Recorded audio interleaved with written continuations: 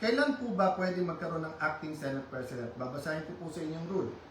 Sabi po, in cases specified in subparagraph C of Section 4 of the rule, the President pro tem shall serve as acting President until the Senate shall have elected a new President. Hindi po sila maka-elect ng new President dahil wala po silang 13. Ulitin ko po, pag may 13 po sila, ako pa mag-o-oath sa kanila. Bibilisan ko po na ibibigay sa kanila. Wala po silang 13. So ano yung rule po? The President pro tempore shall discharge the powers and duties of the President in the following cases, A, B, C. But she or he shall only become acting President in the case of subsection C, which says, in the event of resignation, hindi po tayo nagre-resign.